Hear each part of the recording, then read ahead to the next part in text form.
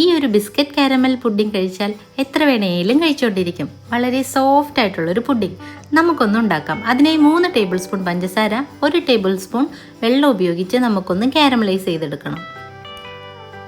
കളറൊന്ന് മാറിക്കഴിഞ്ഞാൽ നമുക്കിതൊരു സെറ്റിംഗ് ട്രേയിലോട്ട് മാറ്റാം.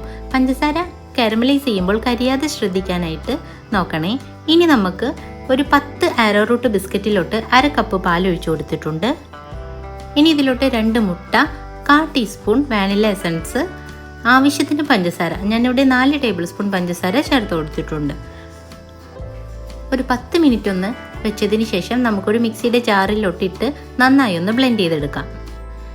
ഇനി ഇതൊന്ന് നമ്മൾ കാരമലൈസ് ചെയ്ത പാത്രത്തിലോട്ട് നമുക്കൊന്ന് അരിച്ച് വേണം ചേർത്ത് കൊടുക്കാനായിട്ട്. ഇനി ഇതൊന്ന് നമുക്ക് സ്റ്റീം ചെയ്തെടുക്കാം. ഒരു 30 മിനിറ്റ് ഞാൻ സ്റ്റീം ചെയ്തെടുത്തിട്ടുണ്ട്.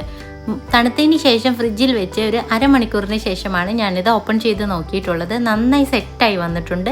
ഇനി നമുക്കിതൊരു ട്രേയിലോട്ട് മാറ്റാം. നല്ല അടിപൊളിയായിട്ട് തന്നെ നല്ല സോഫ്റ്റ് ആയിട്ടുള്ള നമ്മളുടെ ബിസ്ക്കറ്റ് കാരമൽ പുഡിംഗ് റെഡി ആയി കഴിഞ്ഞു. ഇത് കാണുമ്പോൾ തന്നെ അറിയാം എത്ര സോഫ്റ്റ് ആണെന്ന്. അപ്പോൾ വളരെ എളുപ്പത്തിൽ തയ്യാറാക്കാൻ പറ്റാവുന്ന നമ്മുടെ അടിപൊളി പുഡിംഗ് എല്ലാവരും ഒന്ന് ഇഷ്ടമായാൽ ട്രൈ ചെയ്ത് നോക്കണം.